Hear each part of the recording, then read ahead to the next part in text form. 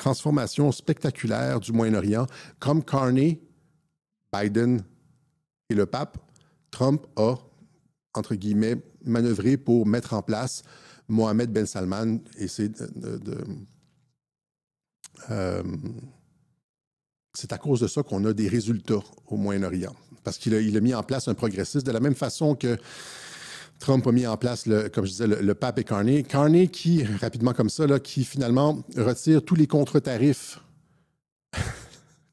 Les Canadiens l'ont élu pour faire face à Trump, pour être dur contre Trump, etc. Puis là, il arrive, puis quelques semaines après, il retire les tarifs. Ouais. Mark Carney signe un décret pour baisser les taux d'immigration. Et il y en a un autre, je ne l'ai pas montré ici, finalement, c'est les taux d'imposition. Voilà, c'est ça, excuse-moi. Mark Carney qui signe un décret pour baisser les taux d'imposition. Donc, il baisse les taxes comme Pierre Poilievre, etc. J'avais dit qu'il allait gouverner en centriste, et c'est ça qu'on voit. Même chose avec le pape Léon. Le frère du pape Léon, finalement, affirme que le nouveau pontife n'est pas woke, éveillé en français, mais c'est woke en anglais, et qu'il dirigera l'Église en tant que centriste. Ça, c'est un article de Sarah Carter. Sarah Carter, qui était une journaliste qui passait souvent sur Fox News avant, mais qui est une journaliste indépendante, à qui l'administration Trump a donné plusieurs scoops dans sa première administration. Elle était souvent retweetée ou relayée par Q, encore une fois. Mais ça, ici, c'est ça. Ici, nous fait un exclusif. Le frère du pape Léon dit qu'il ne sera pas, qu'il n'est pas woke et qu'il va diriger l'Église en centriste. Alors, imaginez tous ces journalistes qui se réjouissaient que c'était un pape woke, etc., etc. Conservative Brother, ça c'est sur Fox News. Conservative Brother of Leo XIV says new pope isn't woke, praise his devotion to the church, etc., etc. Voilà. Donc, encore une fois, c'est ça. Les gens disaient, quand j'ai parlé de tout ça, comment j'ai pu annoncer ça? Parce qu'on sait comment ça fonctionne, comment on peut annoncer ces choses-là, Carney, le pape, parce qu'il y a un modèle, il y a un modus operandi, je le répète tout le temps, mon fils se moque de moi, il y a un code Trump et c'est reproduisable. On ne fait juste que... En fait, si vous avez écouté Radio-Québec en 2018, c'est probablement juste la même philosophie que je déploie depuis des années. Voilà. Et j'avais quelque chose à dire sur Vigano, mais je ne me rappelle plus exactement. Vigano qui nous suit, j'avais quelque chose sur Vigano, mais Vigano qui nous suit sur Twitter. Hein, donc, on le salue. On rappelle encore une fois qu'on est sur une ligne Vigano à Radio-Québec, c'est-à-dire un christianisme assez combatif et anti-Nouvel Ordre mondial. C'est le seul qui représente ça. On se rappellera qu'il avait écrit une lettre à Trump en 2020, lors de l'élection de 2020, condamnant le Nouvel Ordre mondial et une tentative de coup d'État contre les peuples. On avait parlé de cette lettre de Vigano dans un de nos web-journaux et qui avait fait 2 millions de vues juste sur X. On avait parlé de Vigano et de Flynn, là, et de la réaction de Flynn. Et ça ici, c'est Trump qui remercie l'archevêque Vigano. Je suis honoré que l'archevêque Vigano m'ait envoyé cette lettre incroyable et puis j'espère que tout le monde la lise. On avait parlé de ça et on avait laissé la vidéo épinglée sur notre compte Twitter et cette vidéo-là avait fait sur notre compte Twitter plus de 2 millions de vues. Ça, c'était juste sur X. Après ça, c'était sans compter Facebook, YouTube, etc. Et donc, il y a même la presse ici qui avait fait un article sur mes positions sur Vigano, justement. Élection américaine au nom du Père, du Fils et de QAnon. On parlait de mes positions. QAnon n'avait rien à voir là-dedans, mais c'est parce que la lettre avait été relayée par Q, là, mais on parlait c'est ça, de la façon dont je relayais Vigano déjà à l'époque et on le salue. On lui souhaite une bonne santé et une longue vie. Voilà. Maintenant, on va terminer avec ça ici, la géopolitique. C'était pour vous montrer justement, donc, je l'ai vendu un petit peu le punch au début du web journal. Donc, je ne sais pas si c'est nécessaire de retourner. Non, je pense que ce n'est pas nécessaire. Un renversement complet de la doctrine Brzezinski sous Trump. Brzezinski, c'était le pivot vers... j'ai tout expliqué ça déjà, je pense. Brzezinski, qui était l'architecte sous Carter. Ça ici, c'est Brzezinski avec Carter, qui était son conseiller à la sécurité nationale et qui était l'architecte de la stratégie d'armer les talibans en Afghanistan. Quand l'Union soviétique est rentrée, c'est lui qui a provoqué, en fait, l'invasion de l'Union soviétique en Afghanistan pour les piéger en Afghanistan. Et ça avait fonctionné finalement. Les Russes étaient partis 10 ans plus tard, meurtris. Ils avaient englouti, ils avaient perdu des dizaines de milliers de soldats ou des dizaines de milliers de soldats, des sommes considérables, et ça a été une des grosses défaites. Ça aussi, ça a participé à la fin de l'Empire soviétique, de l'URSS à l'époque. OK?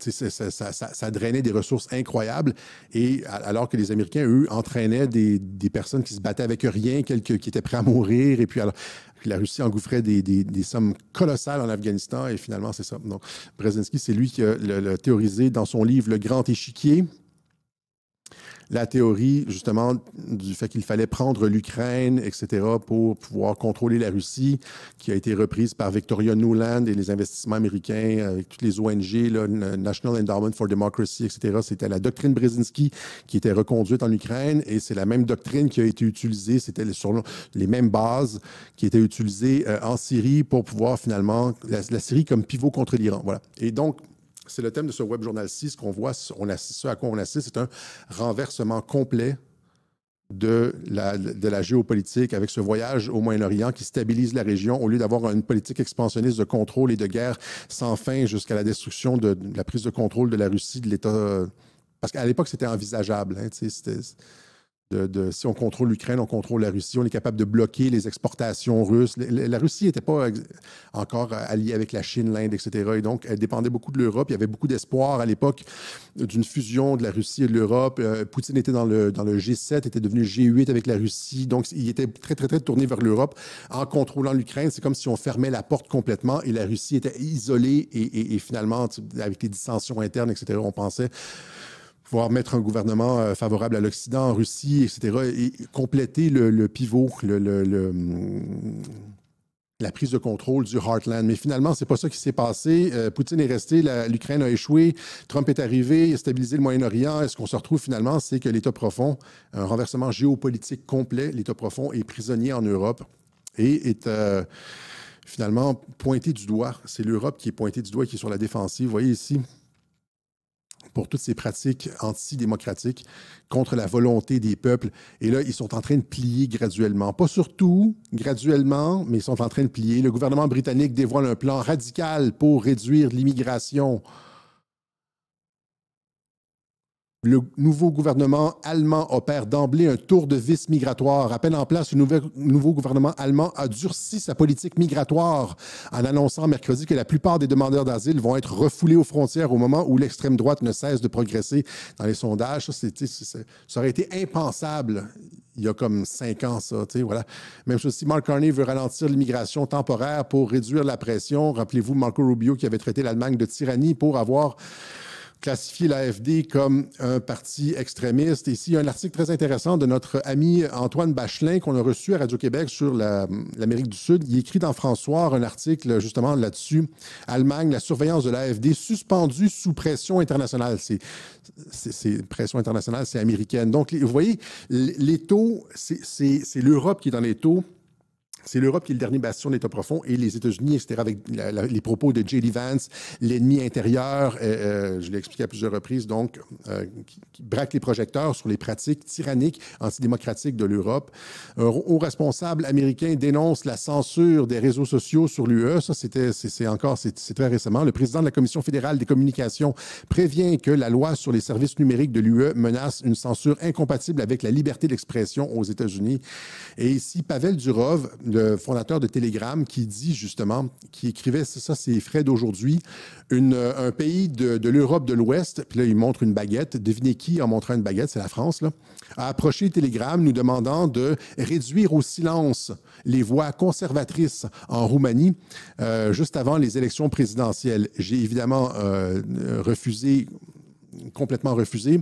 Telegram ne restrictera pas la liberté d'expression des Roumains, les utilisateurs roumains, en bloquant leur compte, etc. Donc, c'est ça, ingérence, ça, c'est de l'ingérence étrangère. C'est-à-dire, il dit la France s'ingère dans les élections roumaines. Et c'est ça, donc, c'est ça que je dis quand j'explique le revirement géopolitique total. OK? Qu'y a-t-il d'autre? Ah oui, on va y aller avec ça ici. Est-ce que... ici, Carney, voilà.